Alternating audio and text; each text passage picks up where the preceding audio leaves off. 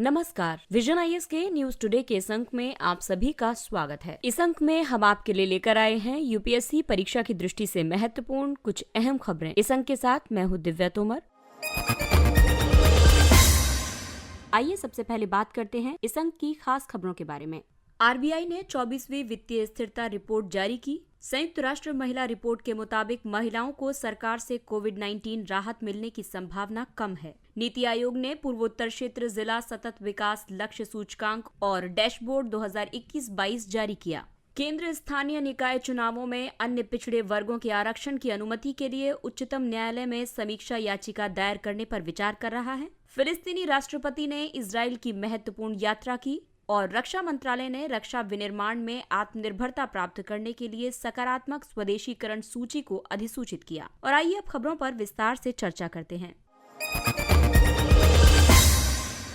इस अंक की सबसे पहली खबर बैंकिंग क्षेत्र से। हाल ही में भारतीय रिजर्व बैंक ने 24वीं वित्तीय स्थिरता रिपोर्ट यानी फाइनेंशियल स्टेबिलिटी रिपोर्ट जारी की है। एफएसआर रिपोर्ट एक अर्धवार्षिक रिपोर्ट है। ये वित्तीय स्थिरता के समक्ष उत्पन्न जोखिमों और वित्तीय प्रणाली के लचीलेपन को दर्शाती है। वैश्विक वित्तीय स्थिरता रिपोर्ट अंतर्राष्ट्रीय मुद्रा कोष द्वारा तैयार की जाती है। आइए अब जानते हैं उन निष्कर्षों के बारे में जो इस रिपोर्ट में दिए गए हैं। इसके तहत जोखिमों की सभी व्यापक श्रेणियों को परिमाण में मध्यम जोखिमों के रूप में माना गया है। वस्तुओं की कीमतों, घरेलू मुद्रास्फीति, इक्विटी मूल्य में उतार चढ़ाव, परिसंपत्ति की गुणवत्ता में गिरावट, ऋण वृद्धि और साइबर व्यवधान इत्यादि को प्रमुख जोखिमों का दर्जा प्रदान किया गया है। आपूर्ति प्रणाली में विद्यमान व्यवधानों और बाधाओं, उच्च मुद्रास्फीति के दबाव, कोविड-19 संक्रमण के फिर से वापसी आदि की वजह से वर्ष 2021 की दूसरी छमाही में वैश्विक बहाली की गति मंद रही है। इस रिपोर्ट में बताया गया है कि टीकाकरण में प्रगति और स्थानीय प्रतिबंधों में ढील की वजह से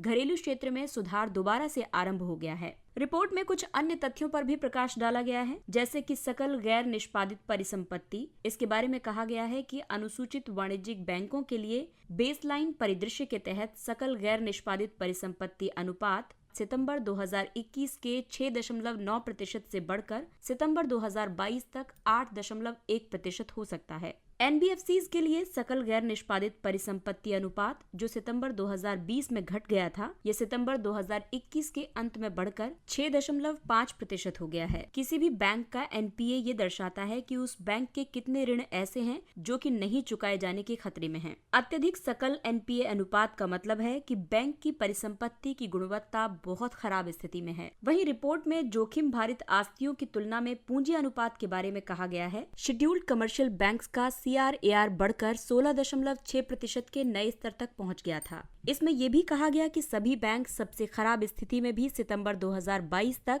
CRAR को 9% के निर्धारित न्यूनतम पूंजी स्तर से ऊपर बनाए रखने में सक्षम होंगे। ये जोखिम भारित आस्तियों और चालू देनदारियों के संबंध में बैंक की पूंजी का अनुपात है। इसके अलावा प्रावधानन कवरेज अनुपात के बारे में कहा गया है कि सितंबर 2021 में शेड्यूल्ड कमर्शियल बैंक्स का PCR 68.1% था। प्रावधानन कवरेज अनुपात सकल गैर निष्पादित आस्तियों के लिए प्रावधानन का अनुपात है। ये दर्शाता है कि बैंक ने ऋण हानियों को कवर करने के लिए कितनी धनराशि अलग रखी है। और अंत में है सूक्ष्म, लघु और मध्यम उद्यम। इसके बारे में रिपोर्ट में कहा गया है कि मार्च 2021 की तुलना में सितंबर 2021 के अंत तक MSMEs खंड में ऋण प्रदायगी वर्ष दर वर्ष मंद हो गई है। संयुक्त राष्ट्र महिला रिपोर्ट के मुताबिक महिलाओं को सरकार से कोविड राहत मिलने की संभावना कम है। इस रिपोर्ट का शीर्षक है women and girls left behind, glaring gaps in pandemic responses. Report से ये पता चलता है कि कोविड-19 वैश्विक महामारी ने महिलाओं के समक्ष विद्यमान वर्तमान सुभेद्यताओं को और बढ़ा दिया है। साथ ही इसने लैंगिक और सामाजिक आर्थिक असमानताओं के और व्यापक होने का जोखिम भी उत्पन्न कर दिया है। रिपोर्ट ने चिंता के 5 प्रमुख क्षेत्रों पर महिलाओं के लिए महामारी के असमान प्रभावों की पुष्टि की है, जिनमें सबसे पहला है कार्यबल में भागीदारी। इसके मुताबिक महिलाओं के समक्ष उनकी नौकरी की क्षति या उनके आय अर्जक रोजगार की कमी होने की संभावना थी। बच्चों के साथ रहने वाले कामकाजी पुरुषों के केवल 20% की तुलना में बच्चों के साथ रहने वाली कामकाजी माताओं में से कम 29% की नौकरी चली गई है। महिलाओं को दोबारा नौकरी मिलने की कम संभावना होती है। रिपोर्ट में कहा गया है कि वर्ष 2021 में नौकरी पेशा महिलाओं की संख्या वर्ष 2019 की तुलना में 13 मिलियन कम रहने का अनुमान है। इसके अलावा नियोजित पुरुषों की संख्या समान होने का भी अनुमान है। वहीं देखभाल संबंधी और घरेलू स्तर के अवैतनिक कार्यों की बात करें तो महिलाओं के अवैतनिक देखभाल संबंधी कार्य में बढ़ोतरी हुई है, जबकि उनके सवेतन कार्य में कमी आई है। भावनात्मक और शारीरिक कल्याण, समान आयु वर्ग के 59% पुरुषों की तुलना में 18 से 24 वर्ष आयु वर्ग की लगभग 4 में से 3 महिलाओं ने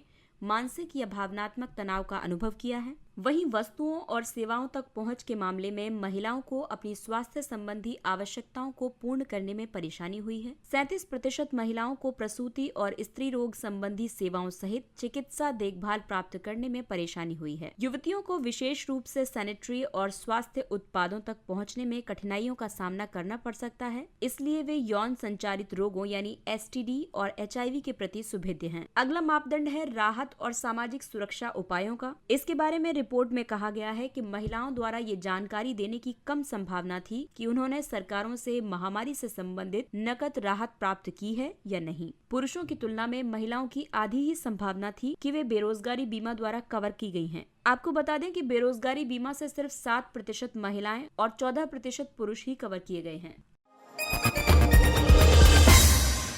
अगली खबर SDG लक्ष्यों से संबंधित है। नीति आयोग ने पूर्वोत्तर क्षेत्र जिला सतत विकास लक्ष्य SDG सूचकांक और डैशबोर्ड 2021-22 जारी किया। पूर्वोत्तर क्षेत्र जिला सतत विकास लक्ष्य सूचकांक और डैशबोर्ड नीति आयोग तथा उत्तर पूर्वी क्षेत्र विकास मंत्रालय का एक सहयोगी प्रयास है। इसमें संयुक्त राष्ट्र विकास कार्यक्रम से तकनीकी सहायता भी प्राप्त हुई है। ये 8 पूर्वोत्तर राज्यों के जिलों के प्रदर्शन को मापने पर केंद्रित है। ये भारत में SDG के स्थानीयकरण की दिशा में एक कदम है, यानी कि वर्ष 2030 SDG को स्थानीय कार्रवाई और उसके प्रभाव में रूपांतरित करना इसका लक्ष्य है। इस SDG सूचकांक का विकास और कल्याणकारी गतिविधियों, शिक्षा, स्वास्थ्य देखभाल आदि की योजना बनाने के लिए एक आधार के रूप में किया जाएगा। इस SDG सूचकांक के अलावा पूर्वोत्तर क्षेत्र के लिए अन्य कई पहलें भी प्रारंभ की गई हैं, जैसे कि पूर्वोत्तर क्षेत्रीय कृषि विपणन निगम लिमिटेड का पुनरुद्धार। इसका उद्देश्य बेहतर कृषि सुविधाएं प्रदान करने, किसानों को क्लस्टर में प्रशिक्षण देने, जैविक बीज और उर्वरक आदि जैसी नवीन योजनाओं के कार्यान्वयन में मदद करना है।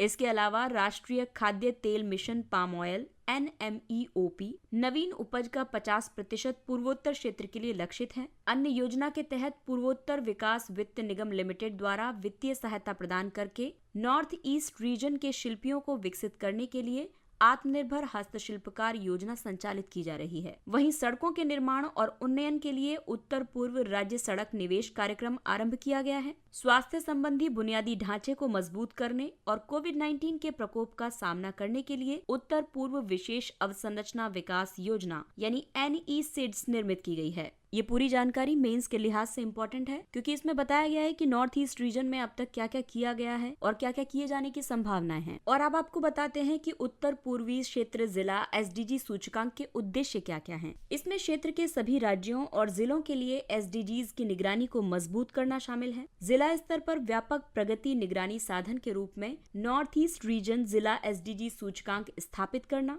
राज्यों और जिलों को महत्वपूर्ण क्षेत्रीय कमियों की पहचान करने में सक्षम बनाना, राज्यों और जिलों के बीच क्षेत्र में स्वस्थ प्रतिस्पर्धा को बढ़ावा देना, उत्तम प्रथाओं और चुनौतियों के माध्यम से क्रॉस लर्निंग को सुविधाजनक बनाना शामिल है। अगली खबर आरक्षण क्षेत्र से। केंद्रीय स्थानीय निकाय चुनावों में अन्य पिछड़े वर्गों के आरक्षण की अनुमति के लिए उच्चतम न्यायालय में समीक्षा याचिका दायर करने पर विचार कर रहा है। केंद्र सरकार स्थानीय निकायों और नगर निगमों में OBCs के राजनीतिक आरक्षण की अनुमति के लिए उच्चतम न्यायालय में एक समीक्षा याचिका दायर करेगी, जब तक राज्य उच्चतम न्यायालय द्वारा निर्धारित 3 स्तरीय मापदंड प्रक्रिया का पालन नहीं करते हैं। इससे पहले उच्चतम न्यायालय ने OBCs के पक्ष में 27% आरक्षण को समाप्त करने का निर्णय दिया था। ये आरक्षण महाराष्ट्र और मध्य प्रदेश ने अपने स्थानीय निकायों में लागू किया था। उच्चतम न्यायालय का ये आदेश कृष्णमूर्ति वाद में दिए गए निर्णय पर आधारित है। ये आदेश वर्ष 2010 में 5 न्यायाधीशों की संवैधानिक पीठ ने दिया था। ये वाद स्थानीय निकायों में आरक्षण के मुद्दे से संबंधित था। इस निर्णय में इस बात बात पर भी बल दिया गया था कि राजनीतिक भागीदारी पर बाधाएं शिक्षा और रोजगार तक पहुंच को सीमित करने वाली बाधाओं के समान प्रकृति की नहीं है। इन 3 स्तरीय मापदंडों में शामिल है राज्य के भीतर एक समर्पित आयोग की स्थापना करना। ये आयोग स्थानीय निकायों के संबंध में पिछड़ेपन की प्रकृति और निहितार्थ की समसामयिक अनुभवजन्य जांच करेगा। आयोग की सिफारिशों के मुताबिक स्थानीय निकायवार प्रावधान किए जाने के लिए आवश्यक आरक्षण का अनुपात पता करना है। इसके अलावा आरक्षण अनुसूचित जाति, अनुसूचित जनजाति और अन्य पिछड़ा वर्ग के संयुक्त पक्ष में आरक्षित सीटों के कुल 50% से ज्यादा नहीं होना चाहिए। फिलिस्तीनी राष्ट्रपति ने इजराइल की महत्वपूर्ण यात्रा की। ये पहली बार है जब फिलिस्तीनी राष्ट्रपति महमूद अब्बास ने वर्ष 2010 के बाद से इजराइल में किसी नेता के साथ बैठक की है। इस यात्रा का मुख्य फोकस आर्थिक और नागरिक उपायों के कार्यान्वयन पर रहा है। इससे पहले इजराइल के रक्षा मंत्रालय ने फिलिस्तीनी प्राधिकरण के साथ विश्वास निर्माण उपायों की घोषणा की थी। इन उपायों में इजराइल द्वारा अपनी ओर से एकत्र किए गए करों में फिलिस्तीनी प्राधिकरण को $32 मिलियन का अग्रिम भुगतान शामिल है। साथ ही फिलिस्तीनी व्यापारियों को इजराइल से गुजरने की अनुमति के लिए 600 अतिरिक्त परमिट भी प्रदान किए गए हैं। इजराइल और फिलिस्तीन दोनों के हित में सुरक्षा समन्वय को बढ़ावा देना और आतंक तथा हिंसा को रोकना इसके प्रमुख क्षेत्र रहे। इसके अलावा इजराइल फिलिस्तीन संघर्ष को समाप्त करने के लिए एक राजनीतिक रूपरेखा बनाना भी इसके मुख्य फोकस क्षेत्रों में रहा। फिलिस्तीन सरकार इजराइल के नियंत्रण वाले वेस्ट बैंक के स्वायत्त क्षेत्रों का प्रशासन करती है। फिलिस्तीन एक स्वतंत्र राज्य चाहता है जिसमें संपूर्ण वेस्ट बैंक, पूर्वी यरूशलेम और गाजा पट्टी शामिल हो। वर्ष 1967 में इजराइल ने तीनों क्षेत्रों पर नियंत्रण स्थापित कर लिया था। हालांकि वर्ष 2005 में इसने गाजा पट्टी से अपना नियंत्रण हटा लिया था। बाद में हमास ने इस क्षेत्र पर अधिकार कर लिया था। इस तरह फिलिस्तीनी 2 प्रतिद्वंद्वी सरकारों के बीच विभाजित हो गए थे। परंपरागत रूप से भारत फिलिस्तीनी स्वतंत्रता का एक मजबूत समर्थक रहा है। भारत ने इजराइल के कब्जे के विरुद्ध एक नैतिक और कानूनी रूप से उचित दृष्टिकोण अपनाया है। अगली खबर पेपर 3 के टॉपिक रक्षा प्रौद्योगिकी से। रक्षा मंत्रालय ने रक्षा विनिर्माण में आत्मनिर्भरता प्राप्त करने के लिए सकारात्मक स्वदेशीकरण सूची को अधिसूचित किया है। किसी उत्पाद को स्वदेशी प्रणाली के अंतर्गत माने जाने के लिए कुछ मानक निर्धारित किए गए हैं। इन मानकों के मुताबिक सकारात्मक स्वदेशीकरण सूची की वस्तुओं में भारतीय रक्षा उद्योग या रक्षा अनुसंधान एवं विकास संगठन के डिजाइन और विकसित प्रौद्योगिकियों का उपयोग होना चाहिए। साथ ही उन वस्तुओं में 50% स्रोत स्वदेशी सामग्री के भी होने चाहिए। सैन्य मामलों के विभाग ने हथियारों या प्लेटफॉर्म्स या प्रणालियों या गोला बारूद आदि की 2 सकारात्मक स्वदेशीकरण सूची पहले ही अधिसूचित कर दी है। इस सूची का महत्व ये होगा कि ये सशस्त्र बलों की भविष्य की आवश्यकताओं को पूरा करने के लिए मजबूत अनुसंधान और विकास सुविधाओं, योग्यताओं और क्षमताओं का निर्माण करेगी। सूक्ष्म, लघु और मध्यम उद्यमों के साथ साथ स्टार्टअप्स के लिए भी ये रक्षा विनिर्माण में आने का अवसर उपलब्ध होगा। साथ ही इससे प्रत्येक वर्ष लगभग 3000 करोड़ रुपए के बराबर विदेशी मुद्रा की बचत होगी। रक्षा क्षेत्र में स्वदेशीकरण के लिए आरंभ की गई कई नीतिगत पहलें हैं, जैसे कि रक्षा अधिग्रहण प्रक्रिया यानी DAP 2020। इसके अंतर्गत पूंजीगत उपकरणों की खरीद के लिए खरीदें श्रेणी को सर्वोच्च प्राथमिकता दी गई है, जो कि भारतीय IDDM है, यानी कि स्वदेशी रूप से डिजाइन, विकसित और निर्मित। रक्षा क्षेत्र में प्रत्यक्ष विदेशी निवेश में स्वचालित मार्ग से 74% तक और सरकारी मार्ग द्वारा 100% तक वृद्धि की गई है। रक्षा उत्कृष्टता के लिए नवाचार को शुरू किया गया है। इसका उद्देश्य MSMEs, स्टार्टअप्स आदि सहित संबंधित उद्योगों को शामिल करना है। इसमें 2 रक्षा औद्योगिक गलियारों की स्थापना की गई है, एक उत्तर प्रदेश में और दूसरा तमिलनाडु में। आइए अब बात करते हैं कुछ अन्य महत्वपूर्ण सुर्खियों की। बेलगावी सीमा विवाद। हाल ही में कानून और व्यवस्था से जुड़े मुद्दों को लेकर कर्नाटक और महाराष्ट्र के बीच अंतर्राज्यीय विवाद बढ़ गया है। स्वतंत्रता के दौरान बेलगावी यानी बेलगाम बॉम्बे प्रेसिडेंसी का हिस्सा था। ये मुद्दा वर्ष 1956 में भाषाई आधार पर राज्यों के पुनर्गठन के दौरान उत्पन्न हुआ था। इसमें दोनों पक्षों के अपने अपने दावे थे। महाराष्ट्र का कहना था कि बेलगावी बड़े पैमाने पर मराठी भाषी क्षेत्र है और इसमें कई हिस्से विशेष रूप से मराठी भाषी हैं। वहीं कर्नाटक के मुताबिक यहाँ मराठी आबादी केवल 35% के आसपास है, जो इस क्षेत्र की कन्नड़ भाषी आबादी के बराबर है। इस तरह के विवाद का कारण ब्रिटिश औपनिवेशिक नीति, राजनीतिक अवसरवाद, सीमा विवादों पर प्रमुख सिफारिशों के कार्यान्वयन की कमी है। अगली खबर है ट्रैफिक लाइट गठबंधन। ये जर्मनी में सरकार स्थापित करने के लिए विभिन्न विचारधाराओं वाली पार्टियों का एक गठबंधन है। ट्रैफिक लाइट गठबंधन की अवधारणा पार्टियों के रंगों पर आधारित है, जैसे जर्मनी की सोशल डेमोक्रेटिक पार्टी के लिए लाल, फ्री डेमोक्रेटिक पार्टी के लिए पीला और जर्मनी की ग्रीन पार्टी के लिए हरा। ये पार्टियां पहली बार एक गैर प्राकृतिक सहयोगी संगठन बनाने के लिए एक साथ आई हैं। इस गठबंधन का मुख्य उद्देश्य जलवायु संरक्षण है। इसमें जर्मन उद्योग को जलवायु तटस्थ बनाना और डिजिटलीकरण तथा राजकोषीय अनुशासन शामिल है। अटल नवाचार उपलब्धि संस्थान रैंकिंग एरिया शिक्षा मंत्रालय की एक पहल है। ये भारत के सभी प्रमुख उच्चतर शिक्षण संस्थानों को व्यवस्थित रूप से रैंक प्रदान करती है। ये रैंकिंग छात्रों और विभागों के बीच नवाचार, स्टार्टअप्स और उद्यमिता विकास से संबंधित संकेतकों पर आधारित है। इस वर्ष की रैंकिंग में भारतीय प्रौद्योगिकी संस्थान IIT मद्रास शीर्ष पर है। दूसरे स्थान पर IIT बॉम्बे है। भारतीय विज्ञान संस्थान बेंगलुरु इस वर्ष छठे स्थान पर है। प्रधानमंत्री किसान सम्मान निधि यानी PM किसान। प्रधानमंत्री PM किसान योजना के तहत किसानों को वित्तीय लाभ की 10वीं किस्त जारी करने की घोषणा करेंगे। PM किसान योजना के तहत पात्र लाभार्थी किसान परिवारों को प्रति वर्ष 6,000 रुपए प्रदान किए जाते हैं। इस राशि को 2,000 रुपए की 3 समान किस्तों में प्रत्येक 4 महीने के अंतराल पर प्रदान किया जाता है। इस राशि को सीधे लाभार्थियों के बैंक खातों में हस्तांतरित किया जाता है।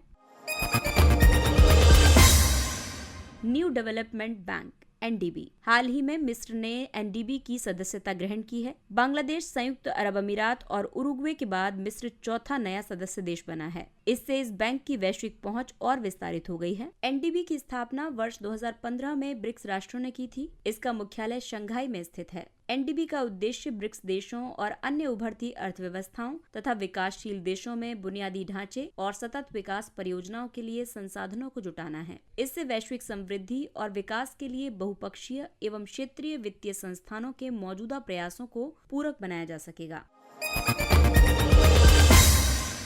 राष्ट्रीय बाघ संरक्षण प्राधिकरण ने बाघों की मौत के आंकड़े जारी किए। राष्ट्रीय बाघ संरक्षण प्राधिकरण यानी NTCA के अनुसार वर्ष 2021 में कुल 126 बाघों की मृत्यु दर्ज की गई है। ये एक दशक में सबसे ज्यादा है। मध्य प्रदेश में बाघों की मृत्यु की सबसे ज्यादा संख्या है। उसके बाद महाराष्ट्र और कर्नाटक का स्थान है। मरने वाली बड़ी बिल्लियों में से लगभग आधी की मृत्यु शिकारियों, दुर्घटनाओं और संरक्षित क्षेत्रों के बाहर मानव पशु संघर्ष की वजह से हुई है। NTCA वन्य जीव संरक्षण अधिनियम 1972 के तहत गठित एक सांविधिक निकाय है। इसे वर्ष 2006 में संशोधित किया गया था। अंतर्राष्ट्रीय प्रकृति संरक्षण संघ की लाल सूची में बाघों को विश्व स्तर पर एंडेंजर्ड के रूप में सूचीबद्ध किया गया है।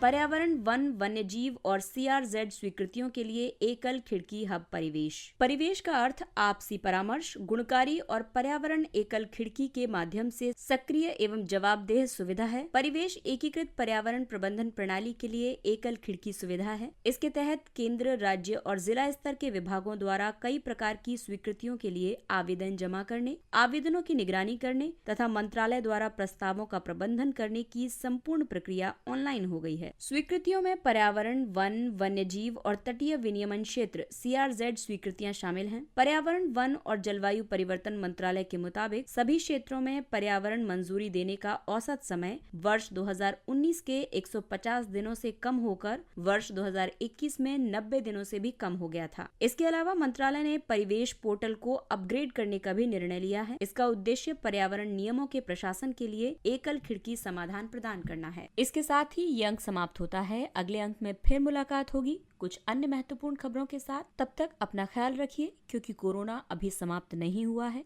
इसलिए सुरक्षित दूरी बनाए रखिए, मास्क पहनिए, हाथ और चेहरा साफ रखिए। इस अपील के साथ ही विजन IAS की पूरी टीम को दीजिए इजाजत। नमस्कार।